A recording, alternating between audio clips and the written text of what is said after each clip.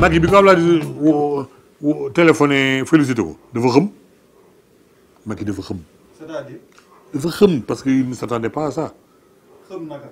waaye bi ñu ko nee bi ko Abdoulaye félicité ko je te félicite mu xam ne moom mooy président de la République dafa xëm dafa daanu. xanaa man ngeen di génn kii bi bu ñu génne woon caméra yi di nga ko gis da ko félicité rek mu daanu. yàlla wax c'est parce que xam na ni non seulement le président dugg na ci lu diis waaye nag xamuloon ni booba ci lii ko ciy fekk c'est lourd dafa diis ci moom attunu ko du dem fenn. yow lan nga koy reprocher. man le fait de li mu fay Ablaye di neexuma loolu xamoon yaakaaru moom nag dina ko def doom ku ko laal rek laal nga bàyyam ca xam na diggante Karim ak bàyyam xam naa diggante Ablaye ak doomam mais mu def ko Ablaye a souffert tout le temps que Karim était en prison ci bu ko neexoon loolu lépp doom mais malgré ça mu continuer ko def ko jusqu'à présent situation bi nekk mooy nous souffrons ah parce que genre kii la rek day jaar fële ak si ba Karim ak si yow naa daal mu toog fee mu nekkee fii tous les jours maa ngi ba heure bi xëy na sa wàccaguma parce que bu ñëwee bi ñu dellu soit fii cabinet kër Madické Niang dafa formé waat cabinet ba mu yoroon man Pape Samba boobu ñun ñëpp dellu soit suñu place waaw muy def li ko war ci moom mais ba mu demee ba léegi nous savons que nous souffrons waaye nag comme ñun doomi gor lañu dañuy muñ rek. moom découragé wul moom Ablaye Wade. doo ko dégg ci ko àdduna du nit kuy découragé kooku dama ne ba keroog muy. mais lan mooy ultime bataille moom. ah reprendre le pouvoir. nous allons reprendre le pouvoir. ci naka. d'abord en contraignant Macky Sall à la. cohabitation. Ça c'est clair et bu ñu defee cohabitation il n'ira pas aux élections de 2019. mais loolu aussi ci naka parce que dëkk bi dafa changé. parce qu'on va les battre ici aux législatives. yéen PDS kott wala coalition. non coalition bi nous allons nous unir comme ni ko Abdoulaye Wade bëggee àndandoo dóor ko mu daanu. kii di Idrissa Seck. président réew mi. seeti woon le détenu Khalifa Sall à la prison de Rebeuss. bi mu génnee mu ne taskatu xibaar yi que démb Ablaye Wade woo na ko maître Ablaye Wade son mentor en politique woo na ko au téléphone. nee na moom loolu tooy na ci xolam quoi laal na ko. ban appréciation ngay am ci loolu. mooy Idrissa Seck aussi ci doom yi la ci doomi Ablaye Wade yi la li Ablaye Wade ma ne ñu bëri et surtout politiciens yu bëri mooy xol bi dara da ci nekkul loo yaakaar ni mënu ko baale rek Ablaye Wade mën na ko baale ci man bu ma ko waxee képp ku ma xam na ni man bu ma ko waxee seef dëgg la ndax li ma xam ci moom ñu ci bëri xamuñu ko ni ma la ko waxee tout à l'heure rek li ci ëpp di wax yëpp xamuñu ci dara waaye lu ma wax ci moom nit du ko weddi te lu ma wax moom du ko weddi bu nee la ni Macky Sall ko wax dëgg la parce que du ma wax lu ma xamul dara jaralu ma ko ci àdduna waaye xolu Ablaye Wade lu ne mën na ko bale man boo ko jamoon paaka mën naa ko ci waat na la bu la mënoon a fayu sax du fayu yàlla ko bind nag noonu yàlla ko bind temps bi ma defa moom presque 40 ans moo ko génnee ci sama aj presque jeexal j'étais xale bu ndaw laa kon waaye xol bu yaatu dënn bu yaatu ginnaaw gu yaatu gisaguma ku ni mel ni moom waaw gu Ablaye gisuma ku mel ni moom kon bu wooyee Idi dañ ni ndey dóor na sax doom waaye bañu ko luñ koy waxee ci mbaam wéq na doom ja waaye bañu ko de loolu dong la et puis politique nag moo demee noonu muy jékki-jékki ak foo xam ni file da nga yaakaar ni doon ñu tuddante mbaa dañuy reyante or du noonu li ma wóor ci wóor mooy Abdoulaye mën na woo keneen gis nga Macky Sall mii Abdoulaye mën na ko woo suba man xam naa loolu mën na ko woo suba parce que dama xam xolam ak yaatuwaayam ak yërmandeem moom laa xam ci Abdoulaye. moom lan la war a wax ci sa xalaat Idrissa Seck su ko woowee di nekk doomam. doomam benn dëkk bi fi mu toll doomam la dëkk bi toll na foo xam ni comme na mu ko waxee ci commencement ba àndandoo gépp ñu jëli fi ab Macky Sall bu ñuy àndandoo rek di dem ci àndandoo bi ci la Idi bokk ci la Pape Diop bokk ci la Souleymane Ndéné Ndiaye mii nga xam ne sax kenn xamul ci lu mu ne ci la bokk ah ñiy jiixi jaaxa ñëpp kuy libéral rek ci nga bokk mën na laa woo suba fii dëkk bi toll moom ak fi Macky indi dëkk bi nii lu boole nit ñi jële ko fi rek moom la ñëpp wax kon lu mu war a mën a wax Macky mooy lu mën a wax Idi mooy ah ngeen jàpp mu dëgër xam naa day politique boole woon nañu waaye nag maay sa baay kon boo la nee nañ def nii nañ def noonu loolu moo xam naa ni dina ko def reste à savoir lan la ci Idi di tontu loolu la kenn dul xam moom laa xamagul boog man. ñoom ñaar ni seen diggante demee. yow nga nekk membre fondateur PDS. ñoom ñuy ànd depuis les années de Brest. opposition ñu ñëw ba jël pouvoir en 2000. ñu teg ci ñeenti at 2004. Idriss Seck ñu nommé ko premier ministre. di dem fi prison. ñu tudd fi affaire protocole de Rebeuss. di ne moom Abdoulaye Wade mu génn fi. kii di Abdou Aziz Sy Junior Al Amin. def fi ay va-et-vient Idi ñi génn ko ba mu créé parti réew mi loolu yëpp nan nga koy jàngatee est-ce que c'est pas du gâchis. non à l'époque képp kuy militant xam nga ne am loo metti kenn séntuwuloon man mii mosuma séntu ni Abdoulaye ak Idi mën nañu ak si fii ci loolu laa xam ne daal vraiment ñi ñaar histoire politique fexe na ba ku nekk wut sa yoonu bopp waaye comme Wolof Njaay dafa wax ni xàcc boo gis wërsëgu waay la ku nekk am nga sa wërsëg dem waaye nag te taxul ñu nekk des ennemis war nañu mën a delloowaat buum ci bay gay waaw doom ji war na mën a fekkiwaat baay bi comme ni ñu koy waxee ci Macky Macky bu baaxoon kon li mu def Karim Wade du ko def mukk ci këru àdduna incha allah waaw kon nag diggante Abdoulaye ak Idriss Seck man de sama turé moom ñu dégg ñu delluwaat nañu meloon doom ji respecté baay bi ànd ak moom baay bi baal ko waaw ñu jeex tak ñu dem bëñ ak lam ñoo dëkk te léeg-léeg ñu laalante. Idi lim ko doon tuumal. jamono dafa bëggoon jël paal rek teg ko à côté. jël réew mi loolu fekke ko lan nga ñu ci mën a wax. non loolu man dama waxoon ni xaw ma koo digaloon bu fekkee dañ koo digaloon. mais li am la. lan jël ko jël teg fee. xam nga ne am na yoo xam ne man même li ma uuteeg ñu bari ak responsable ak li may yàgg point E ak li may yàgg ci wetu Abdoulaye Wade léegi dinaa am loo xam dinaa ko xam sax mais du ma ko commenté maanaam teg lu ñu ma boolewul bokk mu ci ba ñu koy bindante fekkuma ko ba ñu ko leen daal xam nga. mais dualité bi réalité la. non man je n'ai jamais vu penser que Idriss Seck mi ngi jéem a diir mbagg Abdoulaye Wade mosuma ko xalaat mosuma ko sax nangu parce que xam nañ du moroomam. xam naa ni bu fekkee itam ak dualité mbaa boog da ko doon jéem a diir mbagg yaakaar naa réponse bi ñëw na mooy li ko dal waaw quel que soit alpha moom Abdoulaye rek mën a dem yóbbaale ko waaye moom mënul dem yóbbaale Abdoulaye c'est pas possible attanul Abdoulaye da ko attan. lan ngay tontu ñu ne Abdoulaye Wade moo ko rey politiquement mooy diggante 2007 bi muy jaabante palais minuit ak midi. mais ñooñu dañuy wax li xam nga liñ daan saytaane waxul dëgg mais yàq na xel.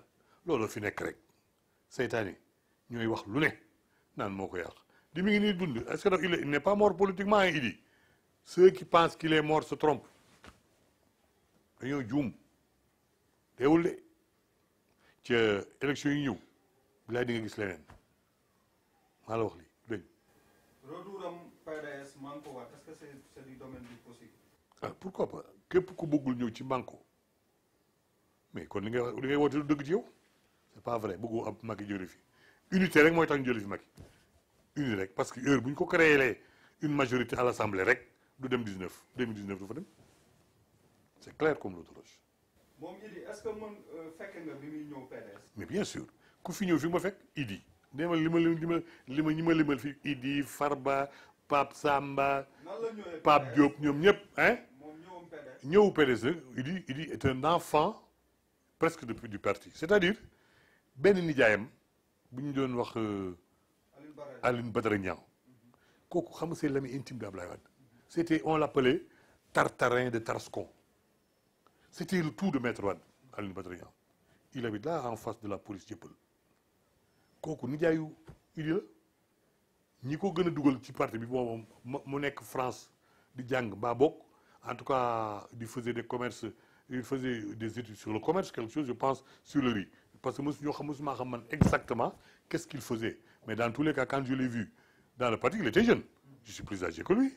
En tant que secrétaire général des jeunes, pendant 20 ans de Dakar, des jeunes de Dakar, la commission régionale de Dakar, j'ai été leur secrétaire général pendant 20 ans. Inamovible. Fille élue ici au cinéma Al-Akbar, ici, un congrès des jeunes de Dakar. Oui, que présidait Abdoulaye Wade. C'est mon premier discours.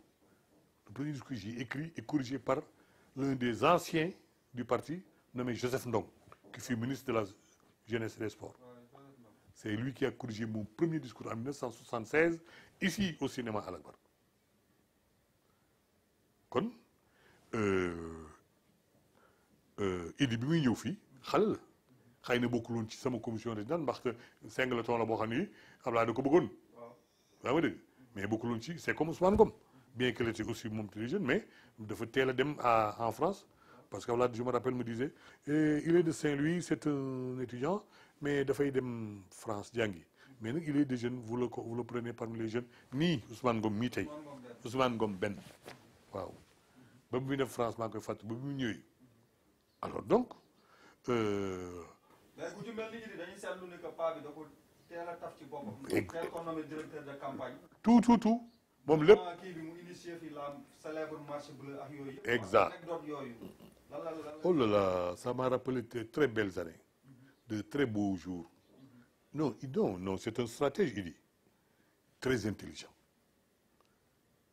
quand il a inventé la marche bleue là fu ma fekk dama yaakaar ne ma demoon mission maa ngi jëkk gisee marche boobu la boobu xaw ma à Ziguinchor xaw ma à Tamba j'ai dit oui ça c'est ce qu'on appelle raz de marée vraiment ça moo dàq meeting moo dàq meeting ci place alors donc vraiment stratégie la boo xam ni bi mu ñu quitté ça m'a fait mal man nag lu ma nit def mal ak action bu ma def mal heure boo wanee ginnaaw Abdoulaye rek pare naa ci yow. man je suis tout je suis Wade je suis PDS waaw lu Wade wax rek teg naa ci sama loxo. d'accord léegi ñu xuusaat tuuti ci actualité bi. kii di ñii di mouvement Y'en a marre. àjjuma bi passé. initié nañ ci benn manifestation. yéen waa PDS ngeen fekk si leen. Babacar Gaye taxawal leen. te ñoom xam nañ ni que en partie ñoo leen fi jëlee. exact. ban jàngat nga ci am li ni mel. man xam nga Y'en a marre bi ma gisee seen mobilisation bi sax keroog ça ne m'a pas surpris parce que tous ceux qui étaient là-bas n'étaient pas des Y'en a marre tous ceux qui étaient là-bas ñu fa nekkoon c'est des partis politiques société civile bari nañu fa ñëw nit ñoo gën a bari parce que man dama amoon benn gis-gis ci Y'en a marre. mooy ban.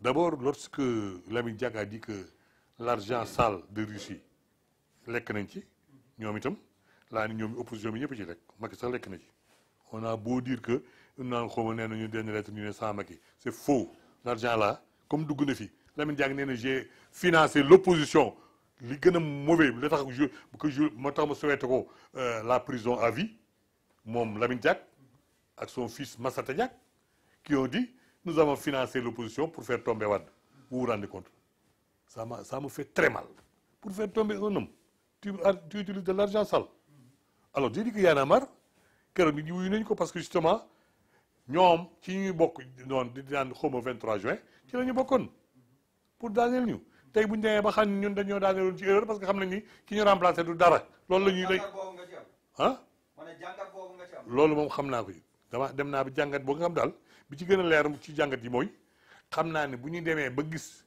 kii ka fi nekkoon na ko tane ci la ñuy ni nañ dem yëngal réew mi ñu fekk si leen ànd ak ñoom toog def manifester comme ñoom lii dañu fa yóbbu. beneen kii bi actualité bi c'est l'affaire Khalifa Sall. doom baay sama doom baay la. 2 milliards yu manqué. léegi loolu dem na ba actualité bi mooy Sall bi li ciy particularité mooy dafa am benn affaire bu xew mooy te ci PDS la jóge ci mel ni Babacar Gaye sax sa membre kii PDS moo ko initié moom nee na comme que demee na nii dañuy jël Khalifa Sall def ko tête de liste à Dakar. Pour les législatives. yow loolu est-ce que ànd nga ci ak ban mais jàngat nga ci am sur l'affaire Khalifa Sall. non seulement ànd naa ci mais vraiment le PDS ñooy démocrate xam nga oui oui mënoon nañu wut candidat ñun mais les forces dispersées da ngeen di vous devenez faible et comme nañu le poids de Khalifa Sall à Ndakaaru mais mii woo ànd ak moom vous imaginez si nous partons à Dagana mais kenn du fa xëccoo place ba ak Oumar Sarr mais fii Dakar gii Khalifa Sall la koy gagné ñu ànd ak moom mu nekk ñu ànd taxul moom rek mooy nekk maanaam waa taxawu Ndakaaru rek ñooy nekk ci liste bi mais moom day nekk tête de liste ku ci tegu ñoom ñun opposition bu ñu toogee daañu xam ki ci tegu ak ki ci tegu tous les partis représentés ci biir xam ñaata député la ñu war a am ci Dakar du dëgg Khalifa était député comme moi on a fait député ensemble oui nous étions députés ensemble à l'Assemblée nationale législature 10 hein 10e législature man ak moom ñoo fa nekk ndowoon ak Ousmane Tanor Dieng Aminata Mbengue Ndiaye. jàppoon bi ban jàngat nga ci am.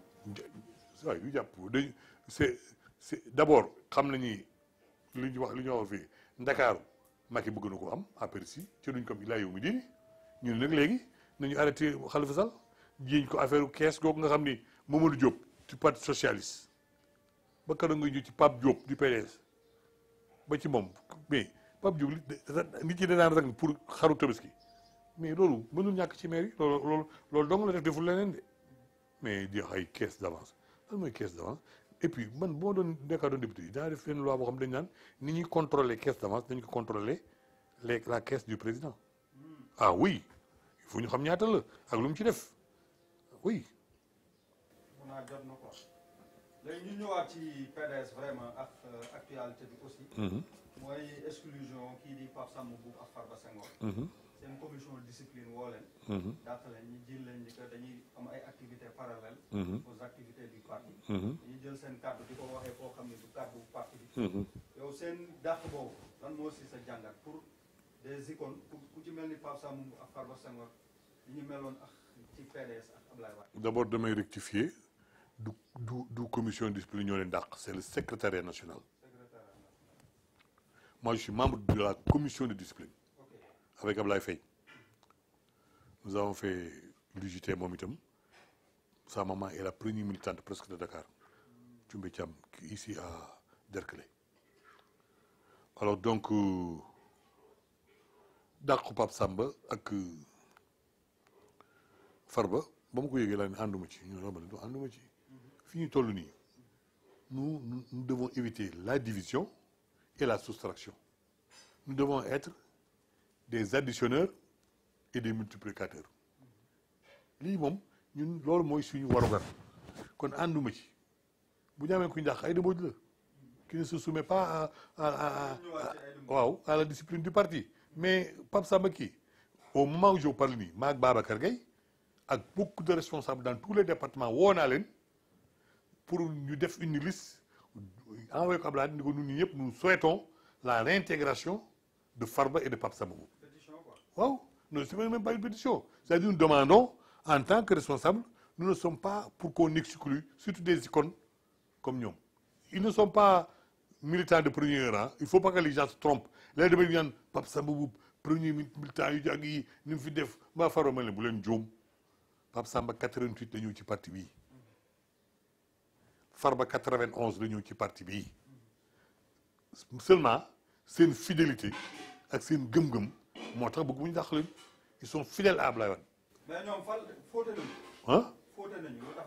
non faute bi benn faute la ci ànd départ bi muy départ man dem naa seen réunion benn yoon dem naa seeti Habib si këram parce que boobu xam naa du ma yëg ma dem seeti leen ñu ne waa mais man d'accord naa ci boobu les membres de la commission bi waroon dëkk bi membres yi la ñu contrôle lañu d'accordul man mii d'accorduma ci membres yi mais commission bi d'accord naa ci et je sais que Abdoulaye de signé kii mais on lui a donné dañ ko jox ay tour mu signé waaye xamul tous les membres yi fi nekk ñëpp am na ñu ci xam mais amul ñu ci xamul or man boo doon def liste boobu du ma ci génne ci pour ñu wër Sénégal du ma ci génne Maïssa Sall mi nga xam ni Abdoulaye mësul génn Ndakaaru gi ci jiituwuma mësul am pendant 30 ans fu mu bu heure bu départ may jiitu fu mu fanaan ci Sénégal xam naa ko man war naa bokk ci commission boobu ndax militants yi nekk foofu bu ñu ma gisee dañuy bu ñu nee doon nelaw sax dañuy yeewu wat bokkuma ci. nee naa ne mën nga ci dugal Farba Senghor surtout il est chargé de la propagande mën ngeen dem mission ci ngeen ko jigéen alors ils se sentent donc isolés exclus moo tax ñu ne moo tax débat bi yëpp Farba génne ko alors secouru par Pape Samba Habib qui avait déjà son mouvement et sa vision quand il m'a appelé moom itam këram doo ko ne Habib lépp luy contre Ablaye bokkuma ci man waaye nag bu dëgg jotee ma wax ko de waaye contre Ablaye wax may di ko moom doom ma yëgal leen ko tout à l'heure te it man xam naa ne Habib premier militant de Linguère combien de fois la fanaan Linguère mbaa ñu jëm mission Linguère ñu xam ne Habib ba nga ñu teeru ci buntu ba xam nañu fi ñuy fanaan ku ne fi ngay fanaan kon moom c'est un militant de première heure Habib voilà ñii nag seen gëm-gëm Ablaye ak gëm parti bi ba mu jaaral leen lu ne moo tax lu ñu ma laaj ma jox la. ñoom avant problème bi ak après est-ce que waxtaan nga ci.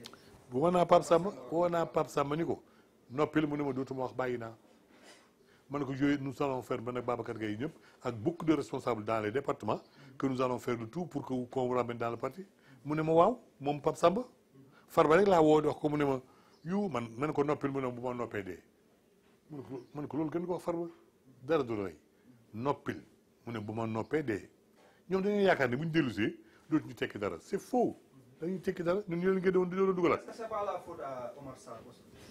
non Omar Sarr. parce qu'il a un problème de pas de légalité mais de légitimité. pourquoi. aussi bien au sein du PDS ku ci mel ni Farba Senghor ak Pape Samba Mboup ñoom dañu mës a taxaw ne d'accord ñu ko moom mooy nekk secrétaire général la. non loolu ku ko wax man de loolu ko wax erreur. on lui reproche son charisme. yow liir naa jàngat naa benn sortie da ne Omar Sarr aussi yëgul militant yi parce que téléphone am du ko décroché. c'est ça est-ce que loolu yëpp suñu ko assemblée est-ce que Omar Sarr aussi c'est pas un problème. c'est pas une raison de dire non à la décision de Wade dégg nga li ma la wax man dama ni du ma weddi lu Ablaye wax dof bi sax bu ne woon topp ko ma topp ko waaye du teema xam ne dof la de xam nga li ma la wax du teema ne kii dof la waaye Ablaye da ko fal comme bu ko falee man nag moom voilà la vérité. mais loolu aussi est-ce que du problème ñu war a téye PDS depuis le départ. loolu la seule constante. mais su naree nommé dof sax nit ñi topp ko est-ce que PDS am na démocratie. non man loolu lay def gis nga li keneen def ça m'intéresse pas li ma intéresse mooy. mais est-ce que ça ne pose pas la question de la démocratie au sein du. nous sommes des démocrates mais seulement comme j'ai l'habitude de dire. bëgg na ñu ko bëggul mais dañuy noppi à cause de.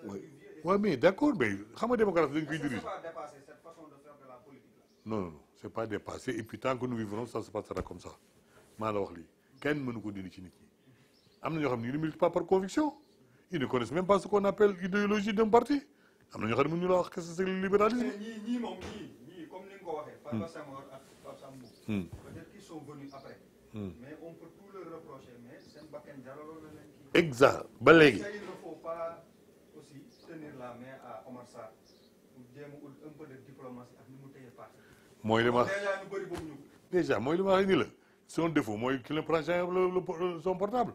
Or, le plaisir d'un militant ou d'un responsable dans les départements, c'est de dire à ses autres frères, mais j'ai reçu Omar Sarr aujourd'hui au téléphone, j'ai reçu le coordonnateur national adjoint m'a pris, il m'a dit ça, même s'il raconte des bobards. Mais c'est un plaisir pour ces responsables-là. Les responsables, comme son chef, il ne peut même pas l'avoir au téléphone. C'est pas bon. C'est pas bon, Wanago. J'ai dit à même un de ses secrétaires chargé de tout au niveau de la au niveau du siège, Omar Lamine Badji, dis à ton patron de prendre le téléphone, de répondre. ñaari rek am ci àdduna bi man naa ko mënuma ko am naa ko amuma ko c'est tout loolu rek fi ne dana nekku fi mais ne pas prendre le téléphone c'est un danger pour un responsable man ku ma woo ma jël. moom lan mooy sa intime conviction ci moom ni mu yoree parti moom Omar Sarr. moom tant que Ablaye di weddiwu ko rek li muy def man baax na ci man waaw fii Ablaye di weddiwu ko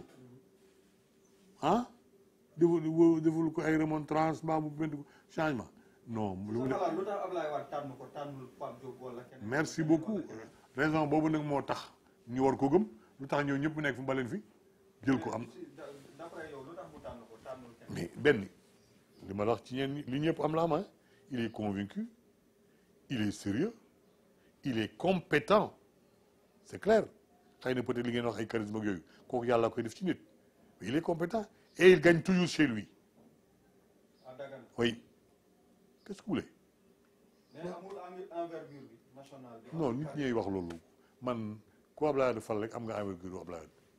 ok léegi ku ci mel ni Pape Samba gis nañ ñu aussi ngay wax fenn que jamono ji su woowee Abdoulaye Wade du ko jël Abdoulaye Wade woowu ko. looloo métti looloo ko métti nag le vrai problème de Pape Samba loolu la ca mënu ko wax. lan la noonu. mooy le fait que bu woowee Abdoulaye Wade du ko wujjal mbaa du ko woo moom. looloo métti Abdoulaye Wade la tax mooy waxoon naa ko départ ne ko Pape kenn mënul bëgg bàyyi bañ doom lii ngay wax du taxawul li ngay yekk Karim doom dafa jige bàyyi li nga yekk Karim neexul Abdoulaye Wade laa wax boo bëggee jàmm bëgg jubóog Abdoulaye Wade bàyyil Karim bi nga ko mujjee xam nga bàyyi naa Karim man ko bàyyil Karim mi ngay attaqué mënoo bëgg bàyyi ba pare ni doom ji bëgguma ko gis loolu mënul ne loolu mënul ne. mais dafa mel ni jamono ji aussi Karim Wade moo tey parti. ah mën na ne mais nous ne demandons pas autre chose hein parce qu'il est capable lui il est capable de tenir le parti je suis sûr tel père tel fils. nekkul ni moom moo dàq Pape Samba dàqalu Pape Samba ak Farba Senghor. même bu dëgg. waaw mais bu dee ci dëgg Pape Samba secrétaire national ko dàq ce n'est pas un homme. waaw loolu lecture nii la mais loo xam ni man nag ni ma koy liiree mooy noonu nga wax lire du secrétaire national pris une décision c'est tout pas autre chose. Karim Wade nekkul à Doha via Paris di tirer les ficelles. mais bu ko mënee kay c'est voilà parce que donc il est cela veut dire qu'il est compétent loolu mooy loolu tax mu kon xam na li muy def. mais est-ce que parti aussi noonu leen koy yore. mais am na moom doom la rek. si ñun suñu parti bu fekkee noonu lañu ko bëggee mais nit ñi bu ñu bàyyi leen bu ñu leen ñu bàyyi ji noonu. Karim Abdoulaye da ngi fi bëgg nañu bu demee Karim Wade ne fi waaw bu ñu amee loolu kay jël.